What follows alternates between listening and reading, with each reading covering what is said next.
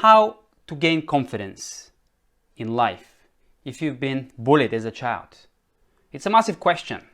Most people never really recover. Even if you don't have some massive issues, if you've had a bad start, then you've been probably plagued by fears for the rest of your life. And you might not feel those fears, but that's because you limit your exposure to the situations and people that trigger the fears. That's how we survive in life. Survive. Life is not for survival, it's far more than that. We're meant to live inside out, to impact the world with what you've learned and who you are. But fear stops you. There are blockages inside of us, and we just can't. We can't express ourselves. We can't freely communicate with people because there are some external triggers that keep us on the back foot instead of living outwardly. So today I want to offer you 5 steps, 5 huge steps, not 5 simple steps, big steps to gain confidence if you've been bullied as a child.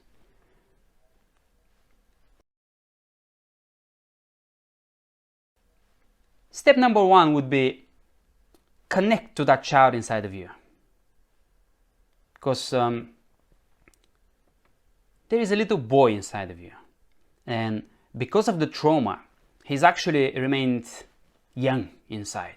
And very often if you're in a challenging situation where you feel triggered, you would feel young inside. And yeah, you can label it trauma and all this, and it's true. But the reality is there's a little boy that's not really connected to you. And he only comes up when you need to do something or just go through situations that demand more of you, and he can't give you that more because he's traumatized and fearful. If he was like an adult man, he wouldn't be fearful. There will be other reactions, or the fear will be to normal proportions, not just blown out of proportion. So step number 1, connect to that child. And I know that's painful, and I don't know what therapy or counseling or coaching you've had, but it needs to incorporate this, because I'm very passionate about this, because that's the baseline of my work basically with men, is working with that little boy and bringing him back. That's step number 1. You must connect to the boy you once were and embrace him with all of his fears and his goodness and his dreams and desires. If you've done that successfully, and I'm not saying that's simple, that's not simple, that's a process on its own by itself, but that's step number 1 towards confidence. You need him back. You need yourself back from childhood, that little boy.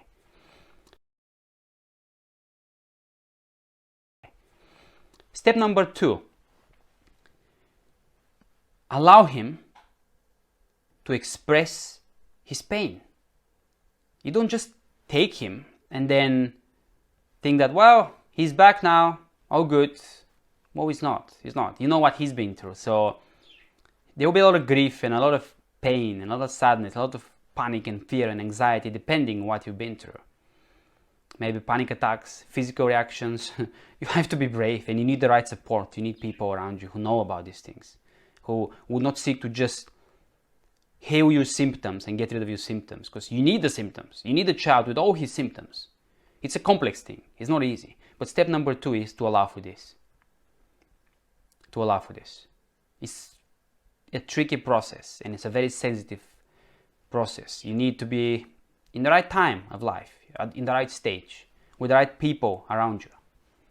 Ideally a men's group who know about these things. Connect to the boy and then allow him to express his pain to you. His pain must become your pain again, because you've moved on. You grew up, you wanted to grow up without him because he hurt so much, so you left him behind. That's basically what happens to all of us. It's not a blame, it's not a judgment. This is what happens. We grow up without these parts of us. It's not really growing up. It's not growing up with bringing the boy, and then you grow up and the boy grows up with all his dreams and desires. No. He gets left behind because of trauma. Nobody wants to feel traumatized all the time, so we don't know how to heal it. We leave the boy behind, and we wonder why we're numb. We don't feel much. We seek intimacy, but we can't cope with intimacy, so we just opt for addictions. Porn and overeating and overworking and you name it. You know your addictions.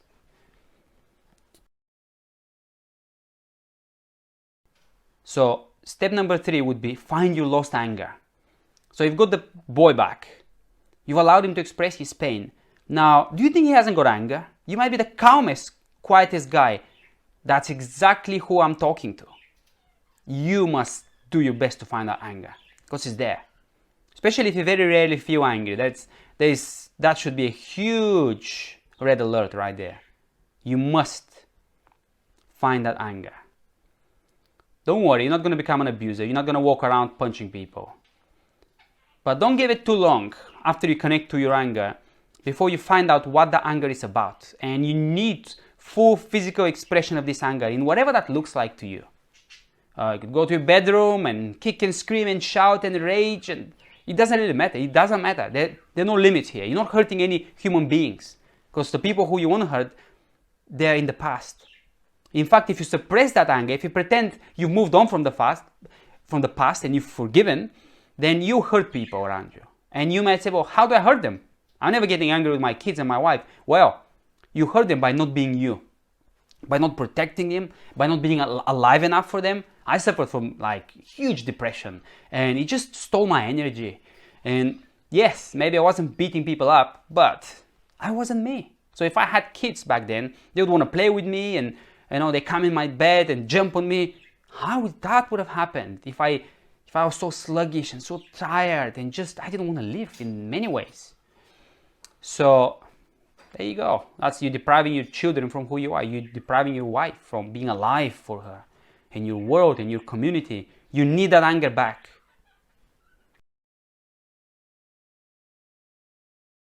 Now you found the anger. Step number 4 would be confront the demons of your past. So you find the demons, you find the bullies, the abusers, you start seeing their faces. And you're no longer little, you're no longer afraid, even though the person inside of you is little and afraid, but you're there. You're the older one who is leading him into this. And you say, you can do it now. Now you can finally give voice. Whatever hurt, pain, but then anger will always come, because see, anger comes from injustice. Good anger, rightful anger, comes from injustice, right? Suppressed anger, repressed anger, comes from some injustice that you've been divorced from, you didn't want to feel or dwell on, and so you move on, and you wonder why you don't feel alive, or why you have outbursts of anger. They're not connected to the present. Your child can do something little and you erupt. Why? It's nothing to do with the child. It's nothing to do with the child. It's to do with your past. And you need to find who you're really angry with, what you're really raging about, and direct it there. Finally, connection. It feels so good. It feels, well, the grief feels like a dying, like a little death, when you go through that. And you have to. But the anger feels like you're coming alive again, you're finally getting justice. And only after this can you forgive. Only after this you'll be fully in touch with what is there to forgive, rather than just rationalize things from your head and say, well, this happened, that, like factualizing things. That's not helping anyone. You can only forgive when you're fully in touch with what is to forgive. Only the strong can forgive. Weak people don't forgive. They're bitter and resentful. And I was one of them for years. I could never truly forgive because nobody's ever seen me. Nobody's ever given me justice. How can I forgive if nobody said that was wrong? You're allowed to be angry. That was wrong. Tell them what you feel. After that, you come alive. And people who are alive, men who are alive, is what the world needs today.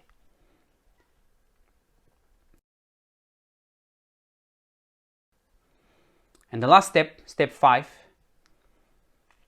is feel the fear and do it anyway. The masculine training, the masculine initiation. Now you're free from all these things. And again, this might take you 1 year, but there are stages in which you can repeat, these cycles can repeat. So it's not one huge journey and then you're finished. It's probably different cycles that last a few months each, maybe. At least that's been my experience with most of the men that I work with. Few weeks each, little cycle, few months each, big cycle. I've never seen any single cycle of these 5 steps to last a whole year. Now, you're free from these things, and you can start finally living in a larger way. Where before you were afraid of confrontation, now don't back away, don't back down. Don't go look for it. That's not good. But don't step out from the place that you know is yours in life. If you don't like something said, if you would normally not arrange a meeting with your supervisor because they have this overbearing personality, this time go.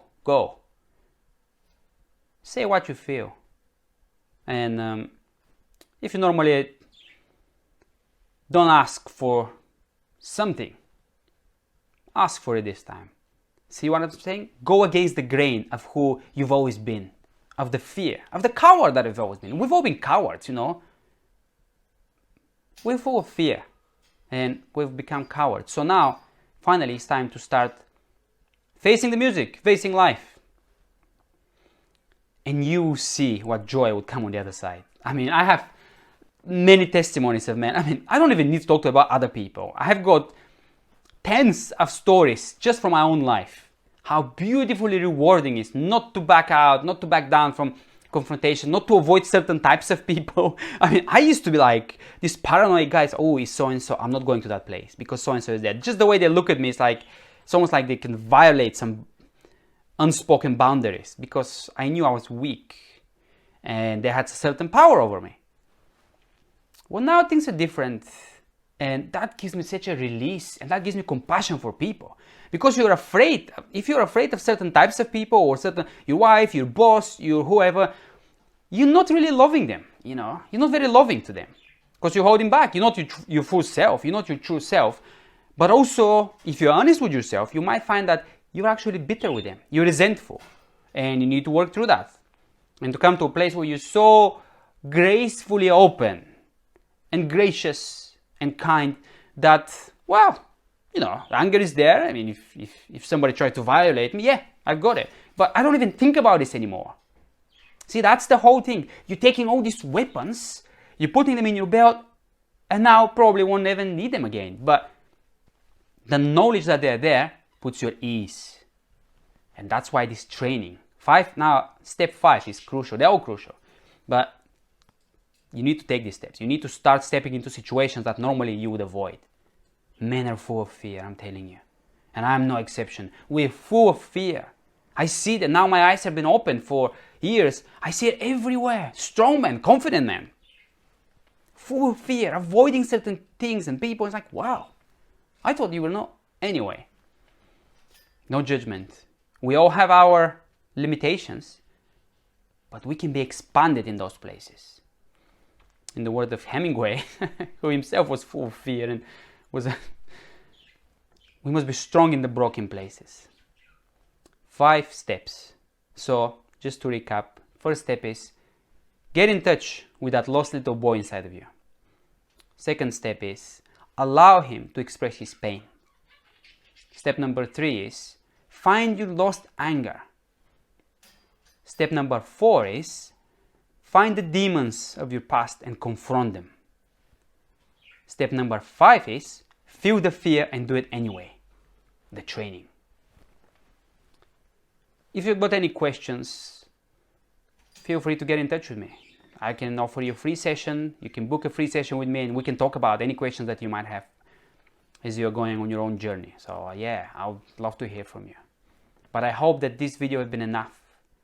Has given you enough direction just to at least start looking at things in a different perspective.